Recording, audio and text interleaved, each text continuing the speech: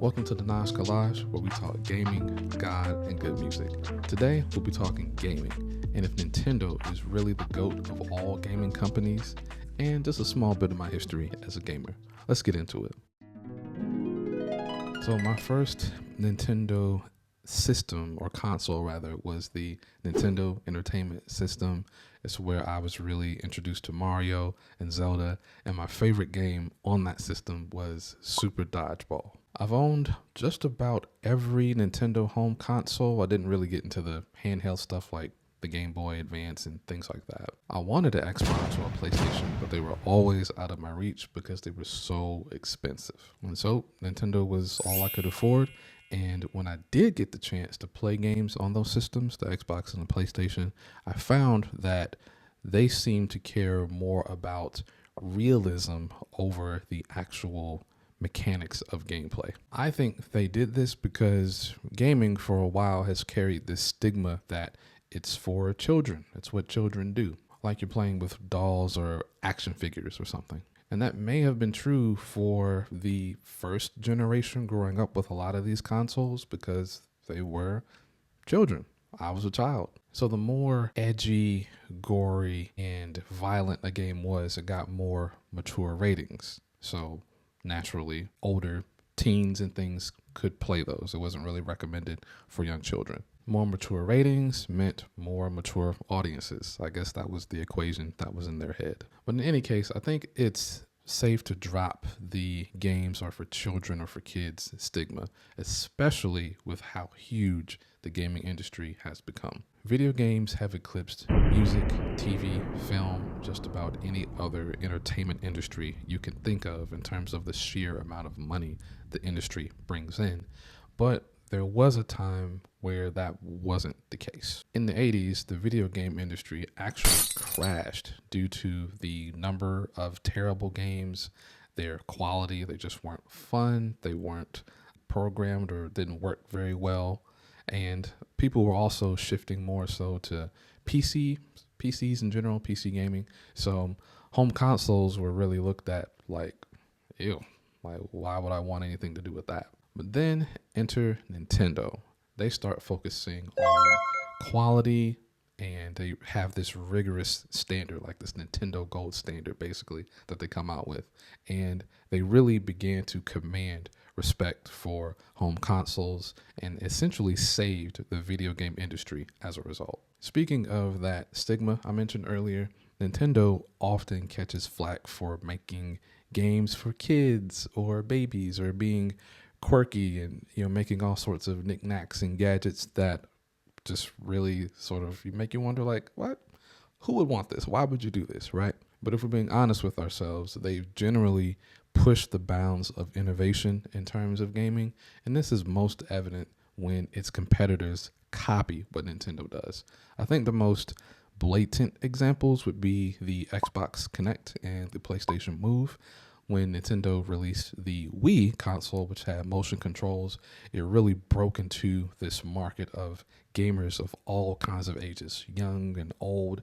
And Sony and Microsoft saw that and thought, we can make something like that. We can do just as well, and didn't. They thought they could capture that same sort of magic that the Wii had with the motion controls, and it just didn't quite pan out that way. Focusing on realism is to forget that video games should be about their gameplay. Nintendo's commitment to that is obviously why they've been so successful.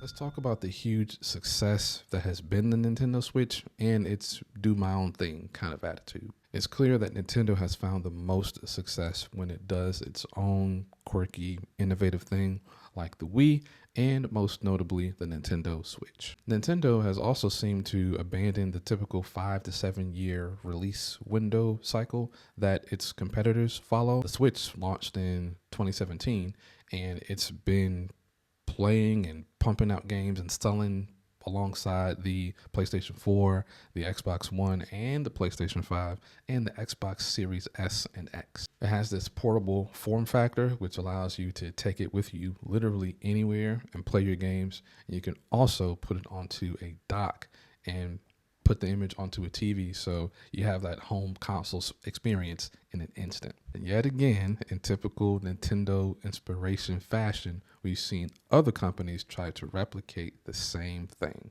I think the most successful case of this has been the Steam Deck, which is technically a gaming PC, but it's been so successful because it has a very console-like user-friendly experience, and it's relatively affordable in comparison to what you would have to pay or the money you'd have to shell out for an actual gaming PC. Lesser popular iterations have been things from Aya Neo as well as the MSI Claw, but they aren't necessarily the most user-friendly, and they are very expensive. The Switch has also seen the most third-party support of any of its consoles ever. You've seen titles like Witcher 3, Doom Eternal, and Red Dead Redemption.